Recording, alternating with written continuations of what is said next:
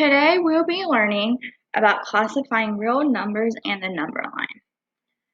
So any number you will ever come to is considered a real number.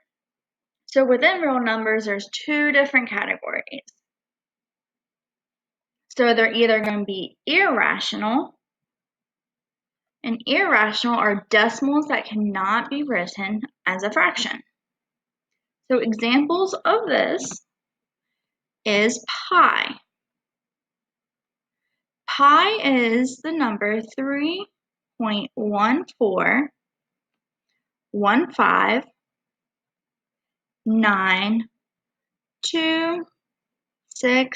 and it repeats on and on.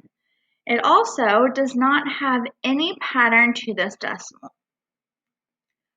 So this has no pattern whatsoever.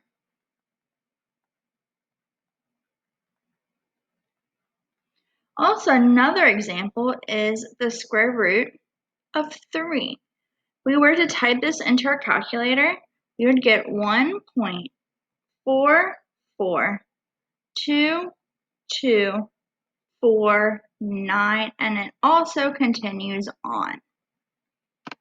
This decimal here has no ending.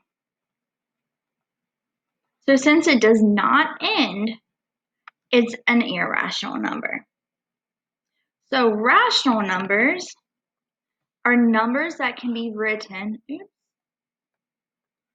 as a fraction. So any number that can be written as a fraction. So we could have a whole number, so let's say 10. 10 can be written as a fraction of 10 over 1. So 10 is rational.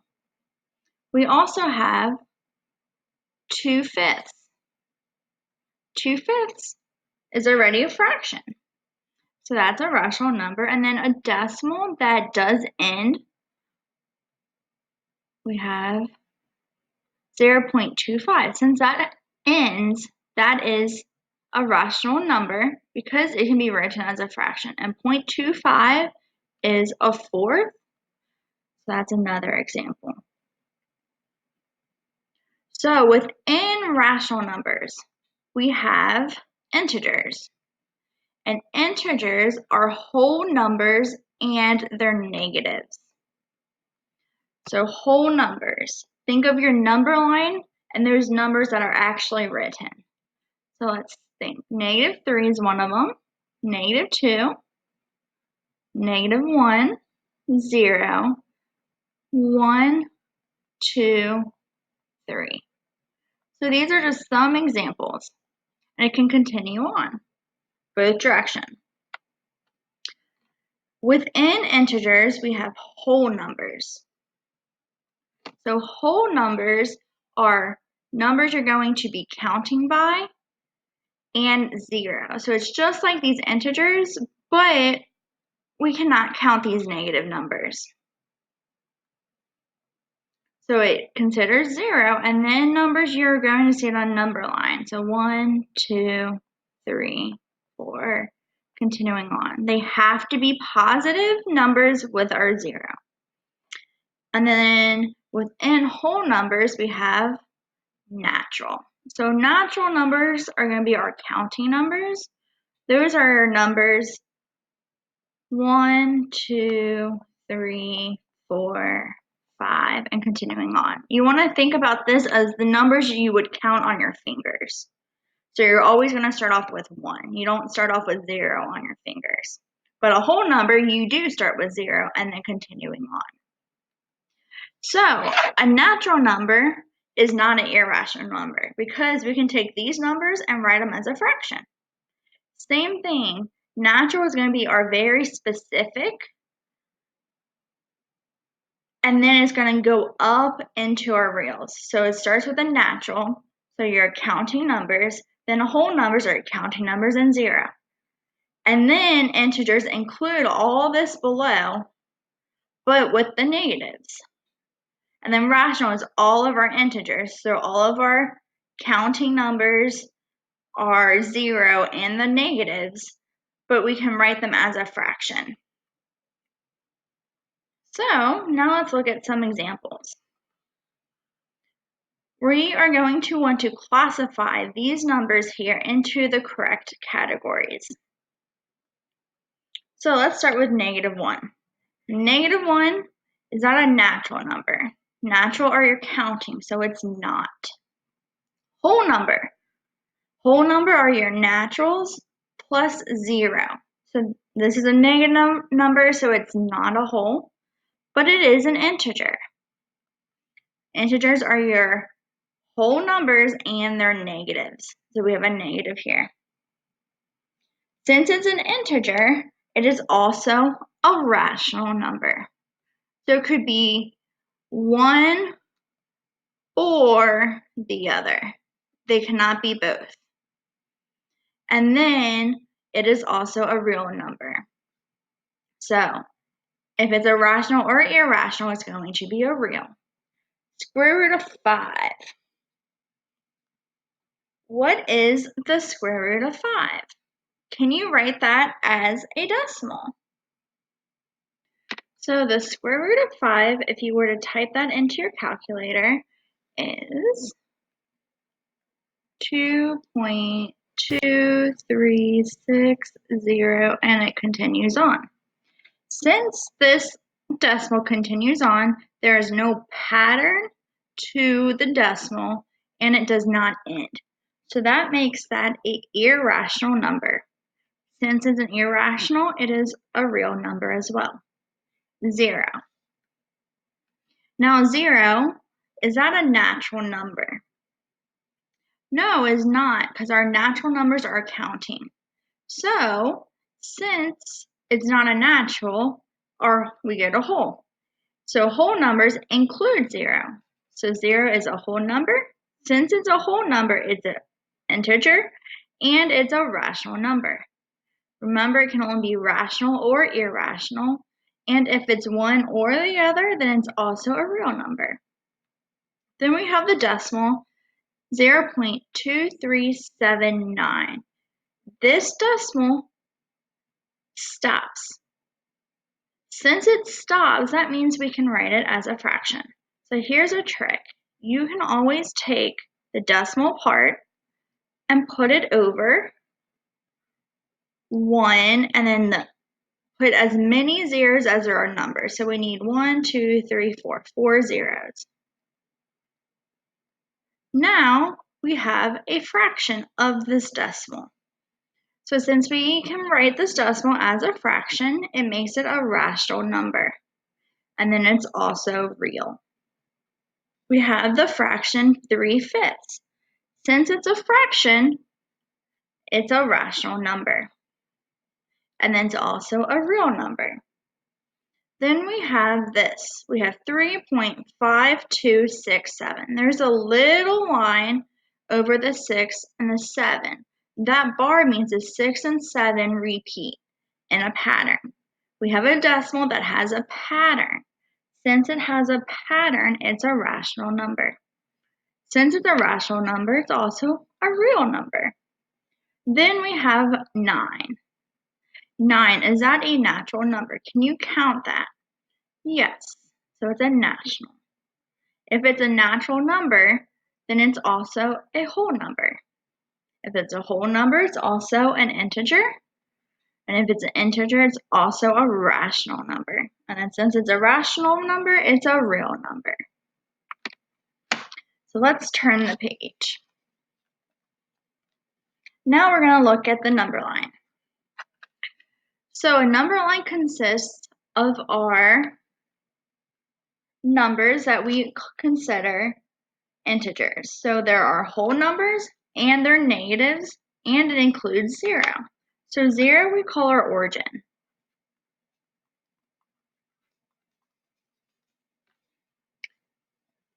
These numbers to the right of the origin are our positive numbers. And then to the left of the origin is our negative numbers.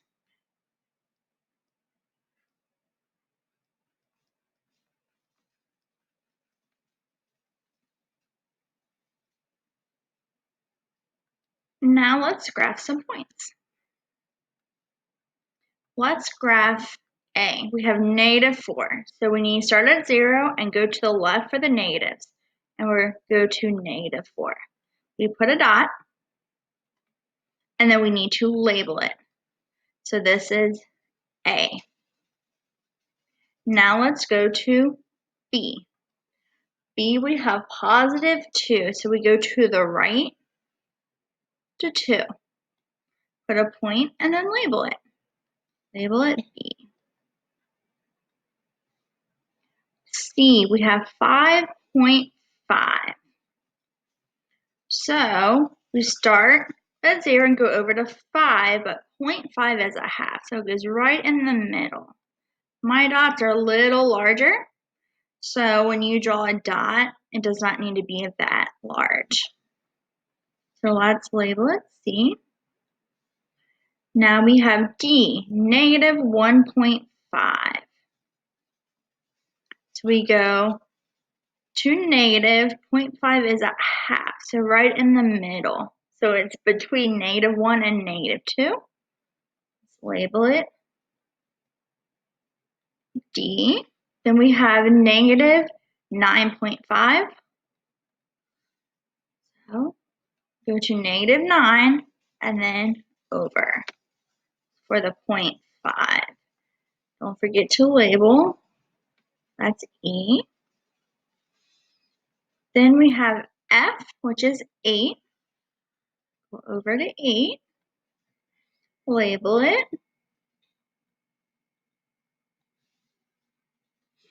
G is 0, and that is our origin.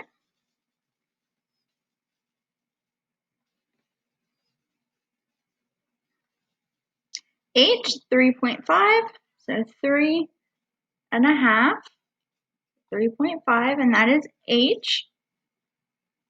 And our last one, I, -7.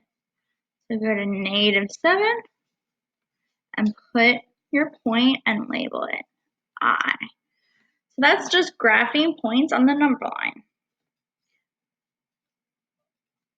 Lastly, oh no, not lastly, the next topic we're going to look at is comparing two integers. So, inequalities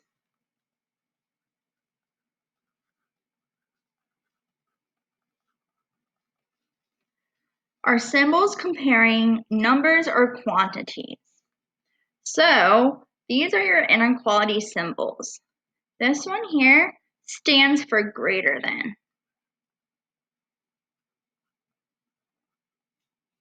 So we would read this as 2 is greater than -4. Inequalities, I like to use the example of an alligator mouth or Pac-Man mouth. This inequality symbol wants to eat the larger number, so it's going to open towards it as if it's the alligator mouth or Pac-Man eating that larger number. So this one, inequality symbol, stands for less than. So we would read it as -4 is less than 2, because 2 is larger, so it's going to have the symbol opening up to 2. So we need to write two inequalities using -3 and 4. So I like to write out the numbers, -3 with a space and then 4. So our inequality symbol needs to open to the larger number. So what's number, -3 or 4? 4 is larger, so we're going to draw the inequality symbol opening up. So we would read this -3 is less than 4. Now to write it a different way, you could do 4 and then -3. Now, which number is larger? 4 is still larger, so our symbol needs to open up to the 4. So this one would read 4 is greater than -3. Either option here is correct. The symbol is still eating the larger number, the 4, in both ways. It's just an opposite way to write it. Look at number 2. We're doing the same thing, but our two numbers is 5 and -1. So 5, -1. our inequality symbol needs to open to the 5 since 5 is larger. So this would read 5 is greater than -1. And then if we reverse that with -1 and 5, our inequality still needs to open up to our 5 since 5 is larger. So -1 is less than 5. So let's go to the back page. We need to replace this dot here with an inequality symbol to make it a true statement. So here we have -5 and -1. Which number is larger? If you need to, go back to our number line. So we have -5 is on the left here, and then -1's on the right. So the further right you go, the larger that number is. So -5 and -1. -1 is larger than -5, so our inequality symbol needs to open towards -1. And then number 4, we have the numbers -2 and 3. So which number is larger? Your positive numbers are always going to be larger than your negative numbers. So here we have a negative and a positive, so that positive number is larger, so the inequality symbol needs to open to the 3. So -2 is less than 3. The last thing we're going to look at today is the absolute value. On a number line, notice down here that -5 and 5 are on opposite sides of our origin 0. You count over both directions, it has the same distance. And that distance is 5. So we call that the absolute value. So absolute value is this distance the number is away from 0 on our number line.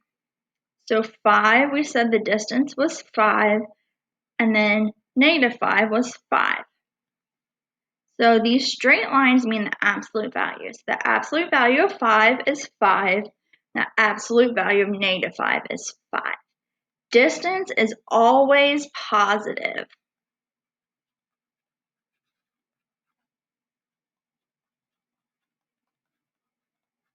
So whenever you take the absolute value of a number, your answer should never be negative, always positive.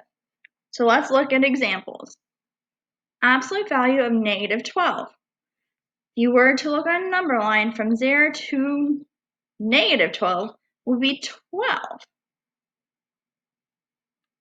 Always positive. Absolute value of 3. The distance away is 3. Do you notice a pattern? Whatever the number is on the inside the absolute value sign, that's going to be our answer, but the positive form of it. So the absolute value of -2 is +2. Absolute value of 9 is 9. Absolute value of 0 is 0. Absolute value of -7 is +7. So that is all today on learning about classifying numbers, the number line, comparing two integers or your inequalities, and then our absolute values. So please reach out if you have any questions on this. Have a good day.